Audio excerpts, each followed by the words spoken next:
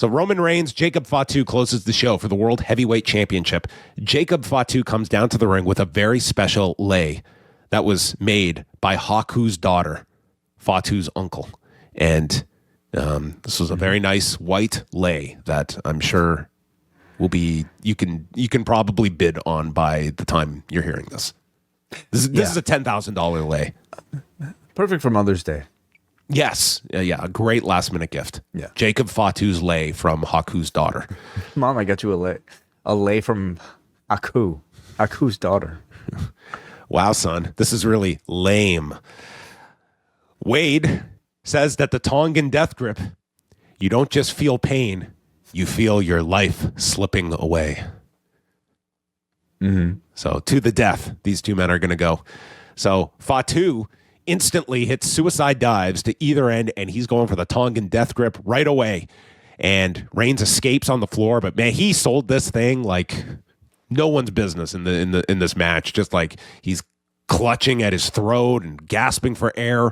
There's these back and forth chants. It was not like this was 100% pro Jacob Fatu crowd. Like there was singing for Roman. They were doing the back and forth, but as the match wore on, they were really getting behind Fatu here, and Fatu worked, I thought, a really solid match here.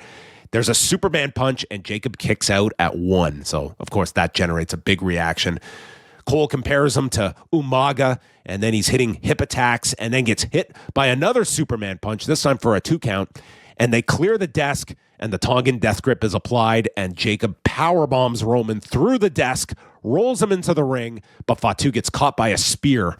Reigns goes for another and is caught with the pop-up Samoan and a mighty moonsault for another near fall, and he continues. He signals for the death grip, and it's applied, but Roman keeps his arm up and goes to the eyes of Jacob, sending him into the referee, hits a pair of Superman punches, and then a pop-up into a third Superman punch and a spear. And I think everyone thought, okay, this keeps him down, but no, Jacob kicks out. This was a great near fall, and again applies the Tongan death grip. But in fighting it off, Reigns rips off the turnbuckle pad and runs Fatu into the exposed buckle, follows up with a spear while clutching his throat, and pins him in 18 minutes and 15 seconds. So Reigns retains, but all of the post-match is focused on Fatu destroying this guy with the Tongan death grip.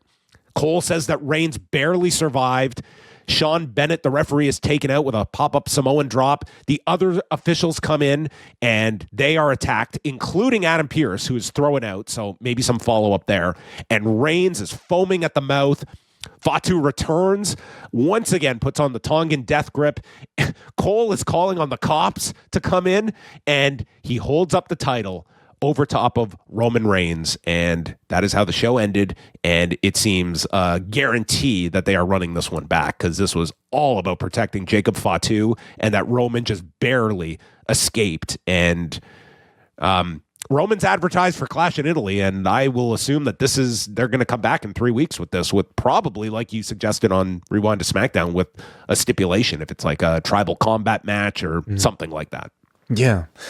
I was happy to see it. I mean, for people who might have like purchased a ticket hoping for a more definitive conclusion, maybe that you would have been disappointed, but like the idea that this would get a bit more life to spotlight Jacob Fatu, I think is great, because he's just really done a remarkable job in about 3 weeks, which feels really short, for somebody's title campaign.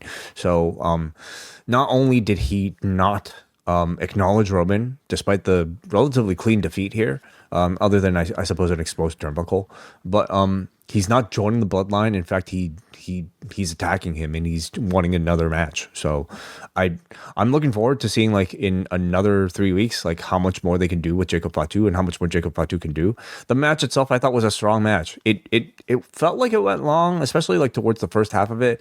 But once they got into the big spots and the near falls, I found it very easy to lock in, and this crowd certainly seemed to as well. And certainly by the conclusion, I felt like they offered like a very satisfying match here. They have very successfully framed Jacob as somebody very capable of beating Roman Reigns and hurting him. And this also, I think, was notable in that it was a very different Roman from his first run as tribal chief. This is a much more vulnerable Roman Reigns. He is selling a lot more than usual. He did not have the Usos at all helping him in any of this. This was Roman. Even though they were there, they were on the countdown show, so they were there. But their new gimmick is they just show up at these shows and they're barely used. They get 60-second backstage segments and the panel. I mean, we can only assume that that's under Roman's instruction, right? Like, this is Roman, like, well, seemingly a lot more noble. Crowds are loving him. They're reacting to him. I would say this was more like a 60-40 Roman Reigns crowd is sort of my read on it. But the end story is that this is Roman barely squeaking by with a victory, which, again, makes this iteration of the Tribal Chief very different from the first. And as far as, like, making him a fan favorite, I mean, they've been incredibly successful. Like, Roman, certainly this month, and I'll probably say, like, even once Cody, starts to take center stage for the next pay-per-view cycle, I feel like Roman still feels like the biggest babyface in the whole company. If the Post Wrestling Cafe were to undergo a drug test in the month of May, we would be testing positive because we are overloaded with content. We are going to be reviewing Hulk Hogan, Real American, all 4 episodes this month. Plus, we will go inside the Manosphere with a review of the latest Louis Theroux documentary. We will also have coverage of the Ronda Rousey-Gina Carano fight, also taking place on Netflix. Rewind Away tackles WCW Super Brawl 2, and we cover NXT TakeOver Brooklyn from 2015. All that, plus all of the XL editions on a weekly basis, Collision Course, Daredevil Born Again, and so much more. It can all be yours at postwrestlingcafe.com. $8 gets you in the door.